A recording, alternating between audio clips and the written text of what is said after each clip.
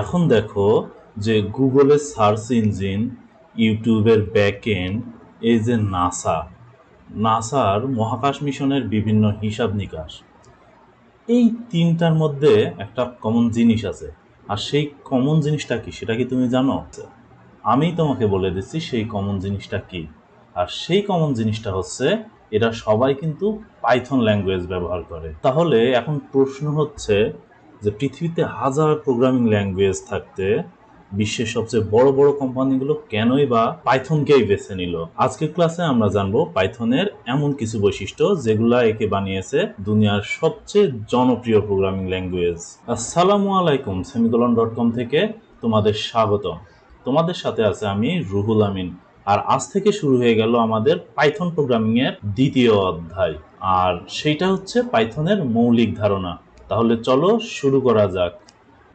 প্রথমেই দেখে নিই যে আজকের এই ক্লাসে কি কি থাকতেছে। আজকের ক্লাসে আমরা মূলত চারটা বিষয় নিয়ে আলোচনা করব। তার ভিতরে প্রথমে আছে আমরা জানবো পাইথনের গুরুত্বপূর্ণ বৈশিষ্ট্যগুলো কি কি। তারপরে দেখব যে এই বৈশিষ্ট্যগুলোর কারণেই পাইথন কেন এত জনপ্রিয় এবং সেটা বোঝার চেষ্টা করব। এরপর আমরা দেখব পাইথন কোথায় কোথায় ব্যবহার করা হয় এবং আমরা বোঝার চেষ্টা করব যে বাস্তব জীবনে পাইথন কেন বেশি গুরুত্বপূর্ণ। অর্থাৎ এই ক্লাস শেষ হওয়ার পরে তুমি শুধু এইটুকু বলতে পারবা না যে পাইথন একটা প্রোগ্রামিং ল্যাঙ্গুয়েজ, বরং তুমি বুঝতে পারবা পাইথনের বিশেষত্বটা আসলে কোথায়। পাইথনের কিছু গুরুত্বপূর্ণ বৈশিষ্ট্য আছে।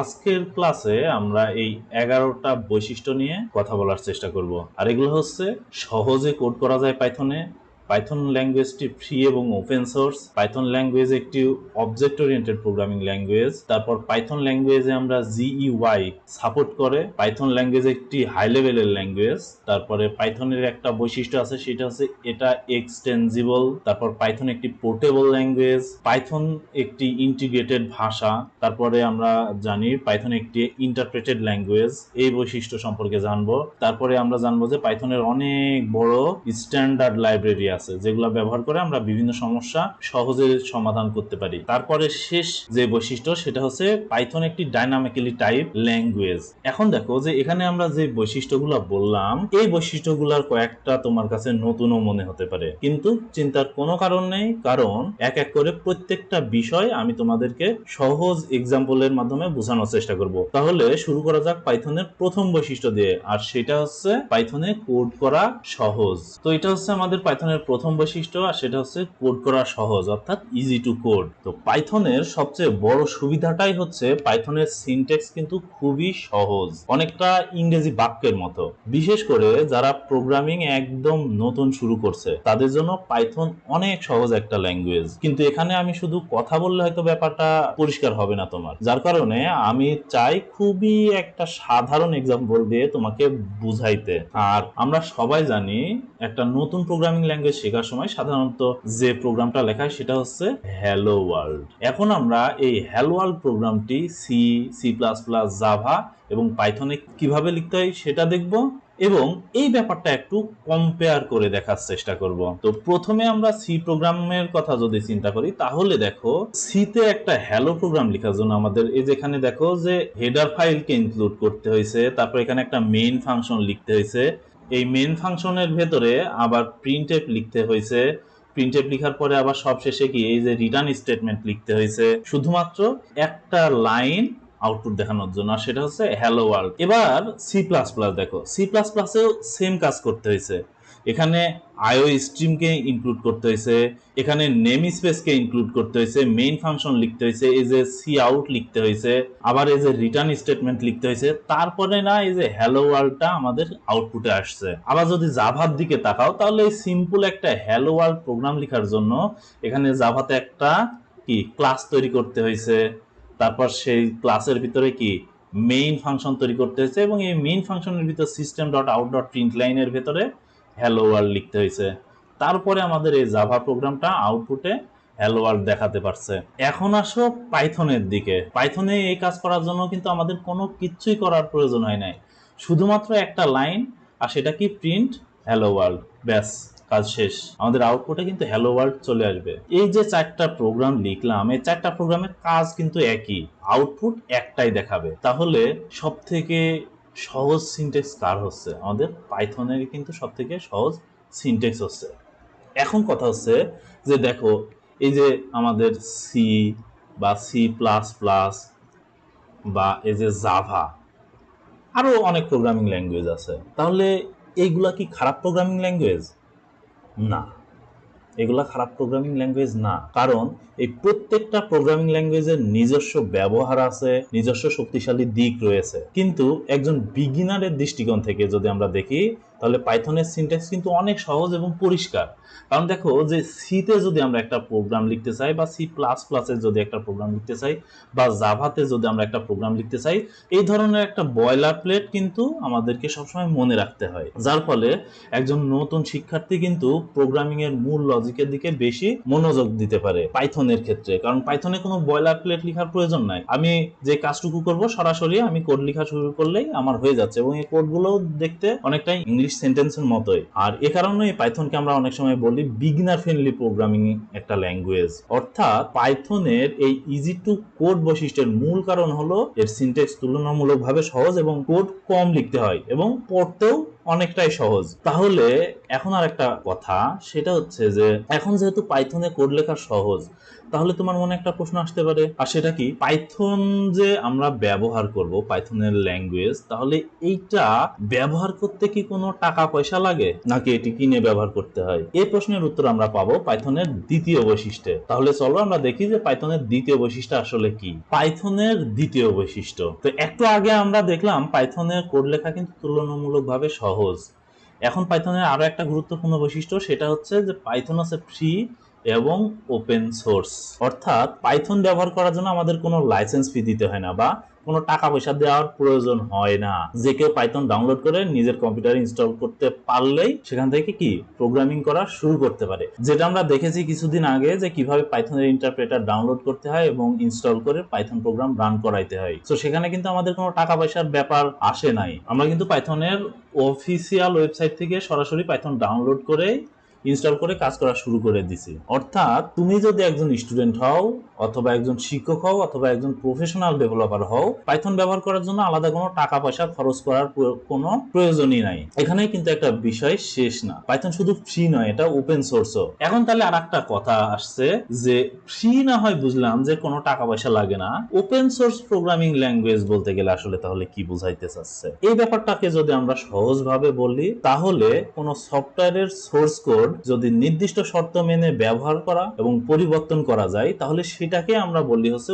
Open source. এই যে এখানে আমরা বললাম যে পাইথনের সোর্স কোড উন্মুক্ত, যার কারণে এটা কি, এটা অধ্যয়ন করা যায়, পরিবর্তন করা যায়, বিতরণ করা সম্ভব। এই বৈশিষ্ট্যটার কারণে আমরা পাইথনকে বলি পাইথন একটা ওপেন সোর্স প্রোগ্রামিং ল্যাঙ্গুয়েজ। অর্থাৎ পাইথন শুধুমাত্র ব্যবহার করাই যায় না, এর উন্নয়নে অবদান রাখারও সুযোগ রয়েছে। তুমি চাইলে এই সোর্স কোডের ভিতরে গিয়ে তুমি পাইথনের বিভিন্ন ফাংশনালিটি চেঞ্জ করে এর ডেভেলপমেন্টেও অংশগ্রহণ করতে পারো। তাহলে ফ্রি অ্যান্ড ওপেন সোর্স হওয়ার কারণে পাইথনের একটা বড় সুবিধা হলো শেখা এবং ব্যবহার শুরু করার ক্ষেত্রে কোনো আর্থিক বাধা নেই। অর্থাৎ আমরা free of cost Python language শেখা শুরু করতে পারি।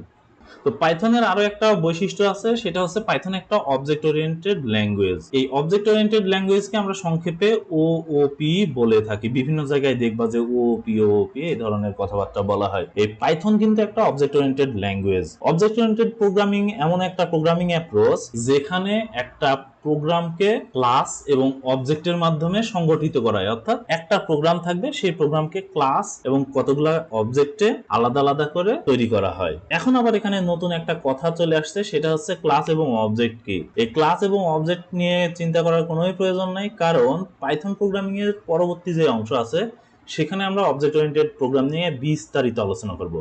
আপাতত শুধু এটুকুই মনে রাখো যে পাইথন এমন ভাবে প্রোগ্রাম তৈরি করার সুবিধা দেয় যেখানে আমরা ক্লাস তৈরি করতে পারি এবং সেই ক্লাস থেকে অবজেক্টও তৈরি করতে পারি। ঠিক আছে, তাহলে এই যে ক্লাস তৈরি করতে পারি আবার অবজেক্ট তৈরি করতে পারি, এই ব্যাপারটাকে যদি আমরা সহজভাবে বলার চেষ্টা করি, তাহলে এভাবে বলতে পারি যে মনে করো যে আমাদের একটা কি আছে, গাড়ি আছে। হ্যাঁ, এই যে গাড়ি আছে, এটা যদি আমাদের গাড়ি হয়, তাহলে এই গাড়িটা হচ্ছে একটা কি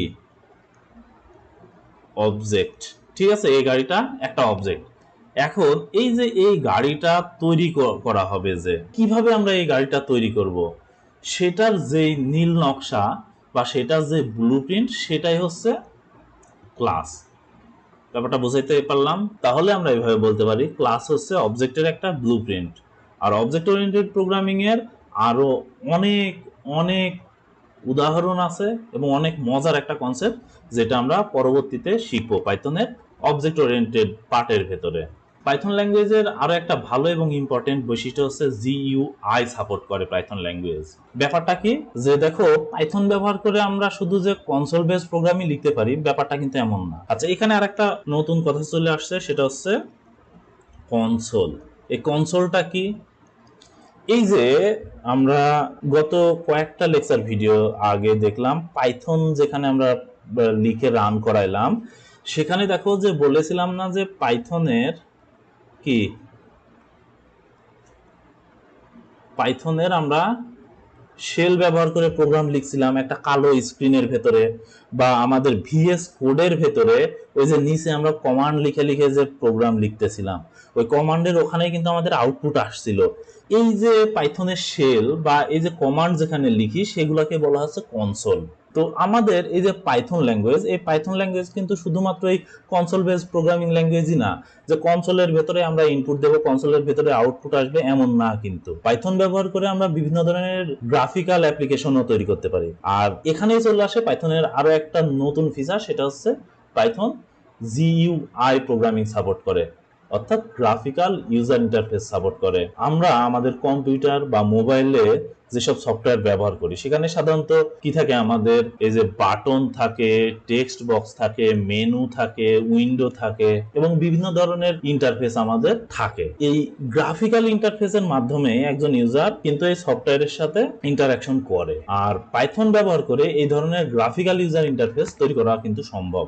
অর্থাৎ পাইথন শুধু টার্মিনাল বা কমান্ড প্রম্পটে প্রোগ্রাম চালানোর জন্য ব্যবহার করা হয় না, পাইথন দিয়ে গ্রাফিক্যাল অ্যাপ্লিকেশনও তৈরি করা যায়। আর পাইথনে জিইউআই অ্যাপ্লিকেশন তৈরি করার জন্য বিভিন্ন লাইব্রেরি আছে, বিভিন্ন মডিউল আছে। এর ভেতরে আমরা কিছু উদাহরণ বলতে পারি, সেটা হচ্ছে টিকে ইন্টার নামে আমাদের জিইউআই লাইব্রেরি আছে, পাইকিউটি আছে, ওয়ার্কস পাইথন আছে, তারপর পাইসাইড নামের একটা পাইথনের মডিউল আছে। এই লাইব্রেরিগুলো ব্যবহার করে আমরা button, window, level, input box এবং আরো বিভিন্ন ধরনের গ্রাফিক্যাল কম্পোনেন্ট তৈরি করতে পারি। তো এর মধ্যে কিছু টুল আছে বিগিনার ফ্রেন্ডলি, আবার কিছু আছে অ্যাডভান্স লেভেলের, যেগুলো ব্যবহার করে আমরা প্রফেশনাল লেভেলের অ্যাপ্লিকেশন তৈরি করতে পারি। অর্থাৎ যদি তুমি ভবিষ্যতে পাইথন ব্যবহার করে ডেস্কটপ অ্যাপ্লিকেশন বা গ্রাফিক্যাল ইউজার ইন্টারফেস তৈরি করতে চাও, সেই ক্ষেত্রে পাইথন সেই সুযোগটাও তোমাকে প্রদান করে থাকে। এখন ধরো যে আমরা একটা ক্যালকুলেটরের সফটওয়্যার তৈরি করতে চাই, তাহলে সেখানে আমাদের কি কি লাগবে? আমাদের সেখানে কিছু বাটন লাগবে, সেখানে আমাদের কিছু টেক্সট দেখাইতে হবে এবং এই সব কিছু বাটন, তারপরে টেক্সট, তারপরে বিভিন্ন লেভেল, এই জিনিসগুলা আমাদের একটা উইন্ডোর ভেতরে দেখাইতে হবে। আর এগুলো আমরা পাইথনের বিভিন্ন লাইব্রেরি এবং ফ্রেমওয়ার্ক ব্যবহার করেই তৈরি করে ফেলতে পারি। আর এই জিনিসগুলোকে বলা হচ্ছে জিইউআই, অর্থাৎ গ্রাফিক্যাল ইউজার ইন্টারফেস। ব্যাপারটা বোঝা গেছে? এরপরে আমাদের যে বৈশিষ্ট্যটা আসছে সেটা হচ্ছে পাইথন একটা উচ্চ স্তরের ভাষা, অর্থাৎ হাই লেভেলের ল্যাঙ্গুয়েজ। তো পাইথন একটা হাই লেভেলের প্রোগ্রামিং ল্যাঙ্গুয়েজ, আর আমরা জানি যে এই প্রোগ্রামটা মানুষের ভাষার কাছাকাছি। কারণ আমরা কয়েকটা উদাহরণে দেখলাম যে পাইথনের সিনট্যাক্স কিন্তু সহজ এবং এটা ইংরেজি সেন্টেন্সের মতোই, যার ফলে এটা আমরা খুব দ্রুত এবং সহজে বুঝতে পারি। যেমন এখানে যদি আমরা দেখি উদাহরণটা, তাহলে দেখুন যে এখানে a সমান সমান 10, b সমান সমান 20 এবং প্রিন্ট a প্লাস b এটা করা হয়েছে। এটা দেখলে যে কেউ বুঝতে পারবে যে a আর b এর মান এখানে কি যোগ করা হয়েছে। আর প্রিন্টের ভেতরে এটা দেওয়া মানে কি আউটপুটে আমি কি পাবো, a আর b এর মান যোগ করে যত হয় অর্থাৎ 30, এটা আমরা 30 আউটপুটে পেয়ে যাব এই প্রোগ্রাম দেখলেই। তো হাই লেভেল ল্যাঙ্গুয়েজের এটাই হচ্ছে সুবিধা।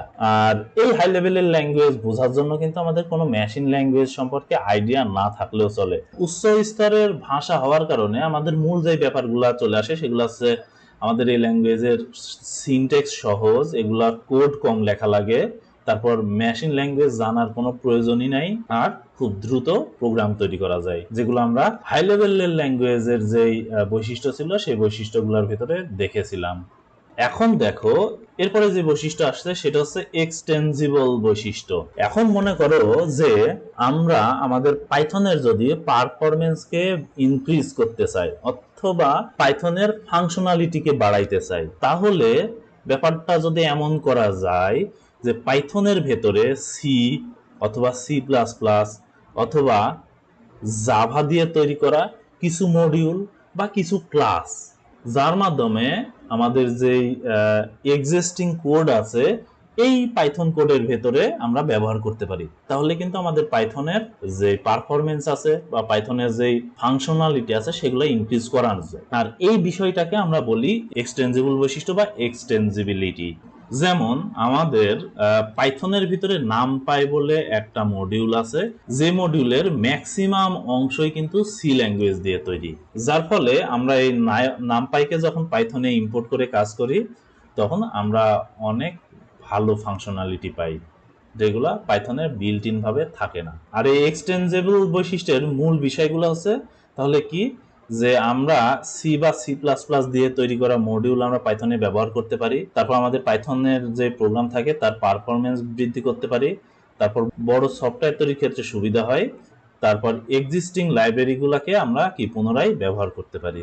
তাহলে পাইথনের 7 নাম্বার যে বৈশিষ্ট্য সেটা হচ্ছে পাইথন একটা পোর্টেবল ভাষা। তো এই পোর্টেবলের ব্যাপারটা কি, যে সাধারণত একই পাইথন সোর্স কোড লেখার পরে আমরা সেই একটা প্রোগ্রামকেই উইন্ডোজে বা লিনাক্সে এবং ম্যাক ওএস এর মতো বিভিন্ন প্ল্যাটফর্মে কিন্তু ব্যবহার করতে পারি বা চালাইতে পারি।